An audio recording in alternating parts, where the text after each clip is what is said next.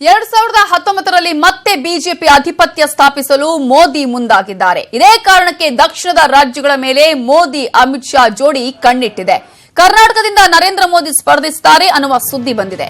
ವಾರಣಾಸಿ ಜೊತೆ ಕರ್ನಾಟಕದಿಂದಲೂ ಲೋಕಸಭೆಗೆ ಸ್ಪರ್ಧಿಸುತ್ತಾರೆ ಮೋದಿ ಅಂತ ಹೇಳಲಾಗಿದೆ.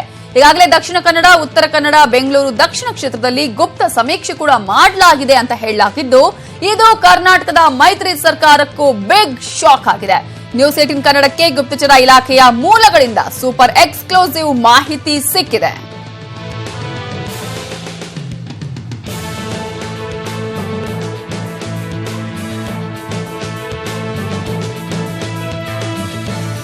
ಎರಡು 2019ರಲ್ಲಿ ಮತ್ತೆ ಬಿಜೆಪಿ ತನ್ನ ಆಧಿಪತ್ಯವನ್ನ ಸ್ಥಾಪಿಸೋದಕ್ಕೆ ಈಗಾಗಲೇ ಎಲ್ಲಾ ರಣತಂತ್ರಗಳನ್ನು ಕೂಡ ಮಾಡ್ತಾ ಇದೆ.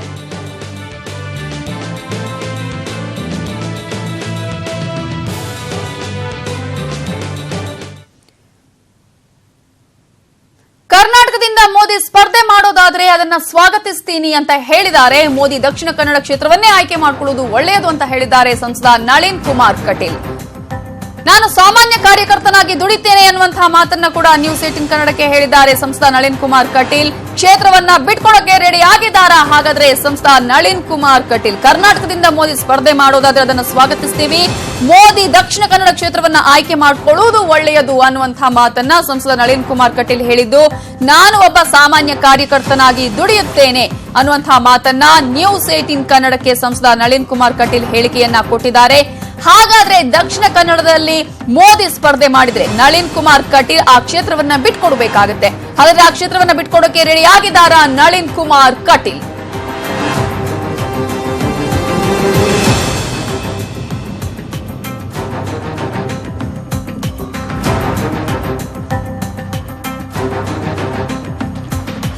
ಇದು ನಳಿನ್ ಕುಮಾರ್ ಕಟೀಲ್ ಅವರ ಮಾತು. ನಾನು ಒಬ್ಬ ಸಾಮಾನ್ಯ ಕಾರ್ಯಕರ್ತನಾಗಿ ದುಡಿತೇನೆ ಅನ್ನುವಂತಹ ಹೇಳಿಕೆಯನ್ನ ಈಗಾಗಲೇ ಸಂಸದ ನಳಿನ್ ಕುಮಾರ್ ಕಟೀಲ್ ಅವರು ಕೊಟ್ಟಿದ್ದಾರೆ. ಒಂದು ವೇಳೆ ಅವರು ದಕ್ಷಿಣ ಕನ್ನಡದಿಂದ ಸ್ಪರ್ಧೆ ಮಾಡೋದಾದ್ರೆ ಪ್ರಧಾನಿ ಮೋದಿ ಅವರಿಗೆ ನಾನು ಕ್ಷೇತ್ರವನ್ನ ಬಿಟ್ಕೊಡೋದಕ್ಕೆ ರೆಡಿ ಇದ್ದೀನಿ ಅನ್ನುವಂತಹ ಮಾತನ್ನ ನಳಿನ್ ಕುಮಾರ್ ಕಟೀಲ್ ಹೇಳಿದ್ದಾರೆ.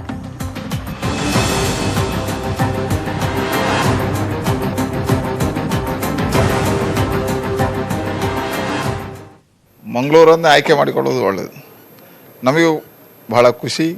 ಮತ್ತು ದಕ್ಷಿಣ ಕನ್ನಡದ ಲೋಕಸಭೆ ನರೇಂದ್ರ ಮೋದಿಯವರ ಪರವಾಗಿರ್ತಕ್ಕಂಥ ಲೋಕಸಭೆ. ವಿಶೇಷವಾಗಿ ಇಡೀ ರಾಜ್ಯದಲ್ಲಿ ಎಲ್ಲ ಸ್ಥಾನಗಳು ಭಾರತೀಯ ಜನತಾ ಪಾರ್ಟಿಗೆ ಬರುತ್ತೆ.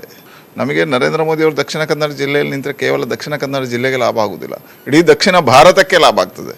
ನಳಿನ್ ಕುಮಾರ್ ನಿಂತರೆ ಇಲ್ಲಿ ಲಾಭ ನಷ್ಟ ಮತ್ತೆ, ಆದರೆ ದಕ್ಷಿಣ ಭಾರತಕ್ಕೆ ನರೇಂದ್ರ ಮೋದಿಯವರಿಂದ ಇಡೀ ಭಾರತೀಯ ಜನತಾ ಪಾರ್ಟಿಗೆ ಗಟ್ಟಿ ನೆಲ ಆಗುತ್ತೆ. ಇದು ವಿಶ್ವಾಸ ಇದೆ. ಮತ್ತು ಕಾಂಗ್ರೆಸ್ ಮುಕ್ತ ಕರ್ನಾಟಕ ನಿರ್ಮಾಣ ಆಗುತ್ತೆ.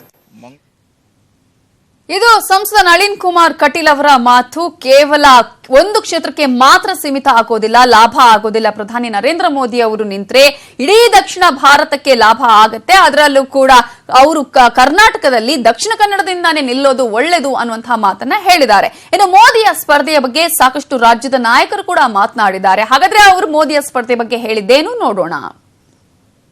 ಕರ್ನಾಟಕದಿಂದ ಸ್ಪರ್ಧೆ ಮಾಡ್ತಾರಂತಂದ್ರೆ ಗದಗ ಜಿಲ್ಲೆಯ ಭಾರತೀಯ ಜನತಾ ಪಕ್ಷ ಅಧ್ಯಕ್ಷನಾಗಿ,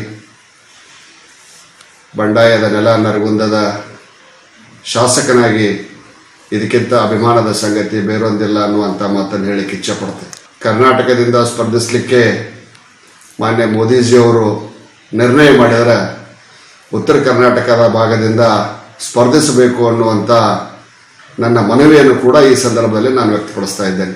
ಮಾನ್ಯ ಮೋದಿಜಿಯವರ ಆಗಮನ ಕರ್ನಾಟಕಕ್ಕಾದರೆ ಕರ್ನಾಟಕ ಸಂಪೂರ್ಣ ಕಾಂಗ್ರೆಸ್ ಮುಕ್ತ ರಾಜ್ಯ ಆಗೋದ್ರಲ್ಲಿ ಸಂಶಯವಿಲ್ಲ.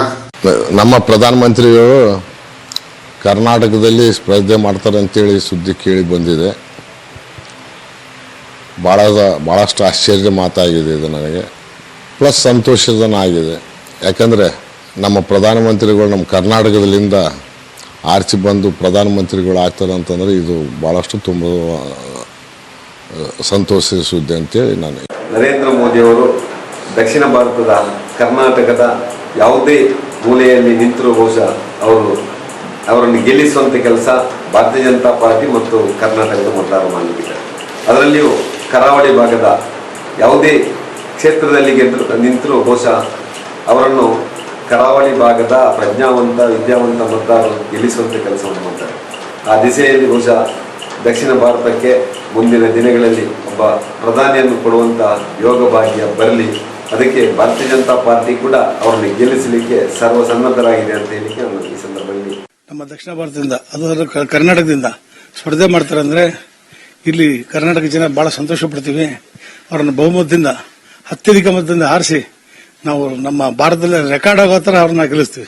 ಸಿಟ್ಟಿಂಗ್ MP ಇರ್ತಕ್ಕಂಥ ಸಿದ್ದೇಶ್ವರ ಅವರ ಒಂದು ಜವಾಬ್ದಾರಿ ಇರುತ್ತೆ.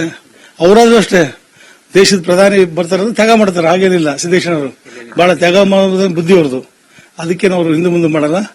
ಪ್ರಧಾನಮಂತ್ರಿ ಬರ್ತಾರೆ ಮಧ್ಯ ಕಾರಣ ನಿಲ್ತಾರಪ್ಪ ಅಂದ್ರೆ ಎಲ್ಲರೂ ಸ್ವಾಗತ ಬಯಸ್ತೀವಿ. ನಮ್ಮ ಭಾರತ ದೇಶದ ಪ್ರಧಾನಿಯಾದ ಮೋದಿ ಅವರಿಗೆ 524 ಕ್ಷೇತ್ರದಲ್ಲಿ ಯಾವ ಕ್ಷೇತ್ರದಲ್ಲಿ ಸ್ಪರ್ಧೆ ಮಾಡಿದ್ರು ಗೆಲ್ಲುವ ಸಾಮರ್ಥ್ಯ ಇರುವಂತ ಏಕೈಕ ವ್ಯಕ್ತಿ. ಹಾಗಾಗಿ ಅವ್ರು ನಿಲ್ಬೇಕು ಅಂತ ಹೇಳಿದ್ರೆ ಸಮೀಕ್ಷೆ ಮಾಡುವಂತ ಅವಶ್ಯಕತೆ ಇಲ್ಲ. ಯಾಕಂದ್ರೆ 65% ಭಾರತೀಯರು ಮುಂದಿನ ಪ್ರಧಾನಿ 2019ರಲ್ಲೂ ಕೂಡ ನರೇಂದ್ರ ಮೋದಿ ಅವರು ಆಗ್ಬೇಕು ಅಂತ ಹೇಳಿ ಅಪೇಕ್ಷೆ ಪಟ್ಟಿದ್ದಾರೆ. ಯಾಕಂದ್ರೆ ಭಾರತ ಅಲ್ಲ ಇಡೀ ವಿಶ್ವಕ್ಕೆ ನಾಯಕನಾಗಿ ಬೆಳೆದಿರುವಂತ ಒಬ್ಬ ವ್ಯಕ್ತಿ ಅಂತ ಹೇಳಿದ್ರೆ ಅದು ನಮ್ಮ ಹೆಮ್ಮೆಯ ಪ್ರಧಾನಿ ನರೇಂದ್ರ ಮೋದಿ ಅವರು. ಇದು ಈಗಾಗಲೇ ರಾಜ್ಯ ನಾಯಕರು ಹೇಳಿರುವಂತಹ ಮಾತು. ಒಂದು ವೇಳೆ ಪ್ರಧಾನಿ ನರೇಂದ್ರ ಮೋದಿ ಅವರು ದಕ್ಷಿಣ ಭಾರತ ಅದರಲ್ಲೂ ಕೂಡ ಕರ್ನಾಟಕದಿಂದ ಸ್ಪರ್ಧೆ ಮಾಡಿದ್ರೆ ನಾವು ಬಹುಮತದಿಂದ ಅವರನ್ನ ಗೆಲ್ಲಿಸಿಕೊಡುವಂತಹ ಪ್ರಯತ್ನವನ್ನ ಖಂಡಿತ ಮಾಡ್ತೇವೆ, ಗೆಲ್ತಾರೆ ಅನ್ನುವಂತಹ ಮಾತನ್ನ ಕೂಡ ಹೇಳ್ತಾರೆ. ಒಟ್ಟಾರೆ ಈಗಾಗಲೇ ಒಂದು ರೀತಿಯ ರಾಜಕೀಯ ಲೆಕ್ಕಾಚಾರವನ್ನ ಕೂಡ ನೋಡಿದ್ರೆ 2019ರಲ್ಲಿ ಅಧಿಪತ್ಯವನ್ನ ಸ್ಥಾಪಿಸೋದಕ್ಕೆ ಬಿಜೆಪಿ ಸಾಕಷ್ಟು ರಣತಂತ್ರಗಳನ್ನ ಹೂಡ್ತಾ ಇದೆ, ಸಾಕಷ್ಟು ಕಾರ್ಯಕ್ರಮಗಳನ್ನ ಮಾಡ್ಕೊಳ್ತಾ ಇದೆ, ಒಂದಷ್ಟು ಮಾಸ್ಟರ್ ಪ್ಲಾನ್ಸ್ ಕೂಡ ಆಗ್ತಾ ಇದೆ. ಸೊ ಯಾವ ರೀತಿಯಾಗಿ ಬಿಜೆಪಿಯನ್ನ ತನ್ನ ತೆಕ್ಕೆಗೆ ತೆಗೆದುಕೊಳ್ಳಬೇಕು ಅನ್ನುವಂತಹ ನಿಟ್ಟಿನಲ್ಲಿ ಈಗಾಗಲೇ ಸಾಕಷ್ಟು ಪ್ಲಾನ್ಸ್ ಕೂಡ ಆಗ್ತಾ ಇದೆ. ಇದೇ ನಿಟ್ಟಿನಲ್ಲಿ ನರೇಂದ್ರ ಮೋದಿ ಅವರು 2 ಕ್ಷೇತ್ರದಿಂದ ನಿಲ್ಲೋದಾದ್ರೆ ಒಂದ್ ಕಡೆ ವಾರಣಾಸಿ ಅಂತ ಹೇಳುವಂತಹ ಹೆಸರು ಕೂಡ ಕೇಳಿ ಬರ್ತಾ ಇದೆ, ಇನ್ನೊಂದ್ ಕಡೆ ದಕ್ಷಿಣ ಭಾರತದಲ್ಲಿ ನಿಂತು ಬಿಜೆಪಿಯನ್ನ ತನ್ನ ತೆಕ್ಕೆಗೆ ತೆಗೆದುಕೊಳ್ಳುವಂತಹ ಪ್ರಯತ್ನ ಆಗ್ತಾ ಇದೆ ಅಂತ ಆ ನಿಟ್ಟಿನಲ್ಲಿ ಕರ್ನಾಟಕವನ್ನ ಆಯ್ಕೆ ಮಾಡಿಕೊಂಡಿದ್ದಾರೆ. ಬೇರೆ ರಾಜ್ಯಗಳ ಪೈಕಿ ಕರ್ನಾಟಕದಿಂದ ಅದರಲ್ಲೂ ಕೂಡ ದಕ್ಷಿಣ ಕನ್ನಡ ಆಗಿರಬಹುದು, ಉತ್ತರ ಕನ್ನಡ ಆಗಿರಬಹುದು, ಬೆಂಗಳೂರು ದಕ್ಷಿಣದಿಂದ ನಿಲ್ಲುವಂತಹ ಸಾಧ್ಯತೆಗಳು ಇದೆ ಒಂದು ಸಮೀಕ್ಷೆಯ ಪ್ರಕಾರ ಅಂತ ಹೇಳಿ